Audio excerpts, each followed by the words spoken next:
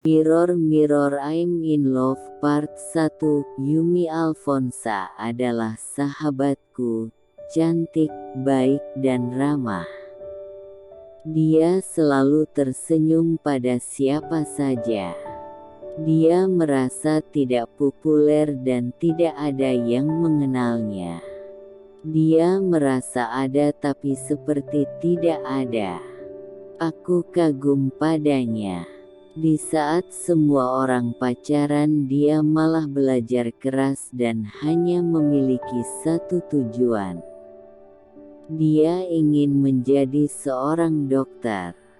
Dalam hidupnya dia mengaku tidak pernah pacaran. Walau begitu tidak berarti dia tidak ada yang menyukai atau dia tidak mengenal pria. Dia sengaja menjauh dari pria-pria itu. Dia sangat percaya pada kata-kata ini. Jodoh pasti bertemu, apapun rintangannya. Kami sekolah di SMA yang sama. Sekolah kami memiliki beberapa aturan yang tidak boleh dilanggar. Pertama, tidak boleh pacaran. Kedua, tidak boleh membawa HP atau elektronik lain tanpa seizin sekolah. Ketiga, harus mematuhi segala peraturan yang ada dalam sekolah. Bisa ditebak Yumi mematuhi semua peraturan itu. Aku pernah membujuknya untuk berkencan dengan sahabatku. Dengan senyumnya dia menolaknya.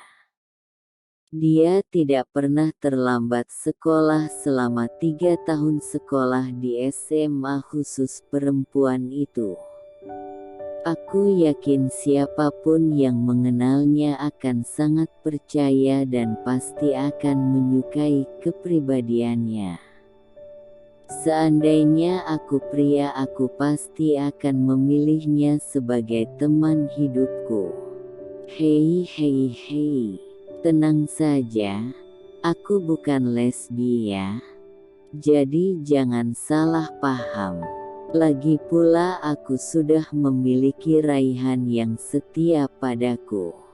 Ya benar, aku sudah punya pacar dan dia seorang pria. Sekarang kami berpisah karena dia kuliah di kota pendidikan. Di mana lagi kalau bukan di Yogyakarta. Aku rasa dia akan bisa berkeliling dunia nantinya. Itu adalah mimpinya sejak kecil. Katanya dia ingin keliling dunia setelah pergi ke Mekah untuk naik haji. Menjadi dokter yang hebat adalah mimpi keduanya.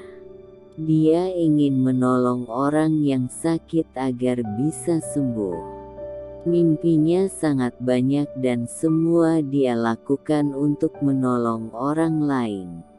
Yumi, teriakku. Aku mengunjungi di tempat kosnya. Dia sedang menjemur pakaiannya di depan kos-kosan. Hana, apa kabar? Kata Yumi tersenyum dan memelukku. Baik, alhamdulillah. Bagaimana denganmu? Alhamdulillah. Wah, kau tampak cantik dengan hijab itu, ujinya padaku. Kau pun tidak kalah cantik, masih sama seperti dulu, baby face. Aku bilang jangan sebut kata-kata itu. Apa kau ingin aku sedih? Ah, tidak apa. Lagi pula kau masih terlihat cantik walau usiamu di atasku 2 tahun. Sebenarnya kau yang terlalu cepat masuk sekolah, bukan aku yang terlambat. Jawab Yumi seraya tersenyum. Baiklah, terserah kau saja. Kami bicara di kamarnya. Masih sama seperti dulu. Rapi dan bersih. Kamarnya sangat rapi dan bersih. Berbeda dengan kamarku yang berantakan.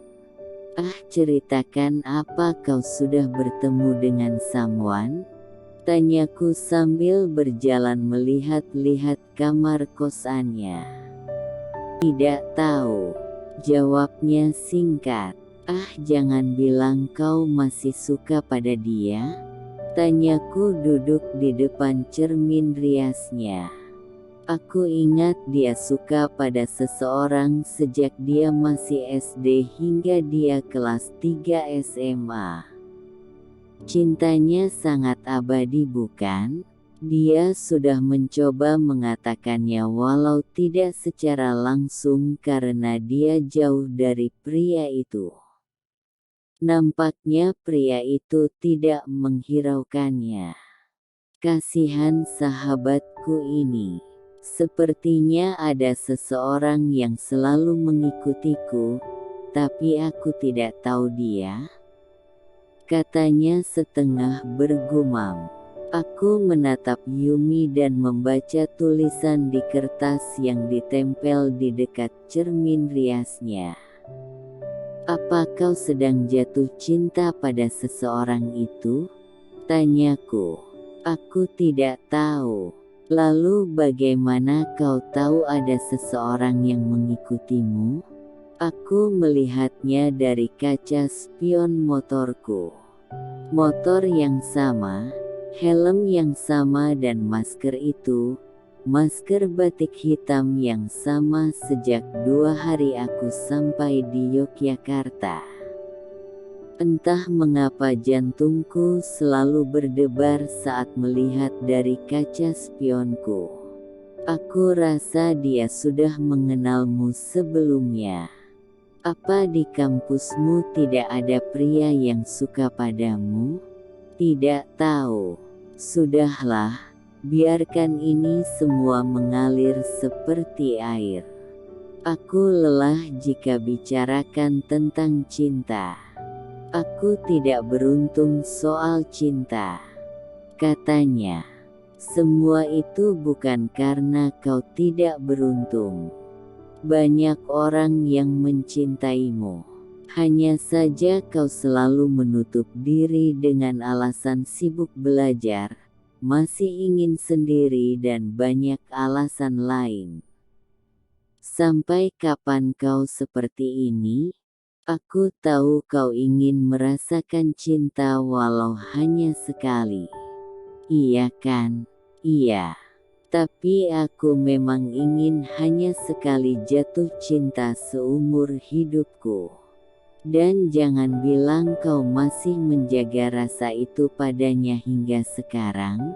Aku ingin melupakannya, tapi setelah kupikir berulang-ulang, dia adalah pria terbaik yang aku tahu. Aku selalu memperhatikan banyak orang dan saat kurasa aku menyukainya, aku kembali berpikir dari banyak sudut pandang dan hanya dia yang menurutku paling cocok untuk masa depanku. Cobalah. Apa? Kau tidak akan pernah tahu jika tidak mencoba. Kau hanya akan terus menunggu tanpa jawaban pasti. Maka cobalah membuka hatimu untuk orang lain dan belajar mencintai dengan tulus dengan segala kekurangannya. Tapi bagaimana seandainya dia tiba-tiba datang dan ternyata juga mencintaiku, tapi di saat aku tidak bisa menerimanya? Penantianku selama ini hanya akan sia-sia dan berujung penyesalan. Kau akan lebih menyesal saat ada orang baik yang sangat mencintaimu sepenuh hati dan kau tolak hanya karena kau sedang menunggu orang yang tidak kau tahu bagaimana perasaannya. Apa yang harus kulakukan? Kata Yumi dan aku merasa bersalah karena memaksanya begitu keras untuk melupakan orang yang ia cintai selama ini. Aku memeluknya dan mencoba menenangkannya juga diriku sendiri. Seperti yang kukatakan, kataku kemudian. Aku sudah putuskan aku akan mencoba mengatakannya sekali lagi dan jika dia tidak membalasnya maka aku akan berusaha melupakannya dan menerima orang lain. Jangan terlalu dipaksa. Jalani seperti air yang mengalir. Seperti yang selalu kau katakan, kataku lalu keluar kos-kosannya dan kembali ke rumah. Di depan gerbang kos-kosan aku melihat orang dengan ciri-ciri yang sudah diceritakan Yumi. Dia duduk di motor dengan membuang muka. Seperti sedang mengalihkan pandangannya dariku. Aku tidak mendekatinya, aku segera naik taksi dan berlalu sambil terus memikirkan Yumi. Aku berpikir mungkinkah orang itu menyukai Yumi atau orang itu akan berbuat hal yang buruk pada Yumi? Siapa pria itu, baik atau tidak, dia selalu mengikuti Yumi sejak Yumi tiba di Yogyakarta. Apa motifnya mengikuti Yumi hingga menunggunya di depan kos-kosan? Aku jadi tidak tenang. Aku benar-benar khawatir pada Yumi. Aku sudah putuskan aku akan menginap di tempat Yumi. Pak berputar ke tempat tadi ya, kataku pada sopir taksi. Baik Mbak, jawab sopir itu dan memutar mobilnya. Aku tidak tenang dan terus gelisah. Tiba-tiba ponselku berdering. Raihan, ada apa dia menelponku? Gumamku lalu kutekan ponsel dan menjawab teleponnya. Halo, assalamualaikum. Ada apa Rai? Waalaikumsalam. Apa kau sudah bertemu dengannya?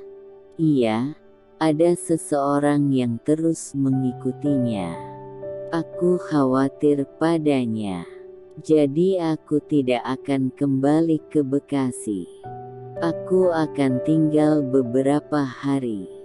Iya, tinggallah beberapa hari dan jaga sahabatmu itu dengan baik. Sayang, jangan nakal. Mengerti, kataku sedikit mengancamnya. Aku tahu, aku akan menyusulmu besok setelah pekerjaanku selesai. Baiklah, aku tunggu. Aku mencintaimu, kataku senang. Aku juga mencintaimu. Aku tutup ya. Baiklah, jawabku dan ponselku mati setelahnya.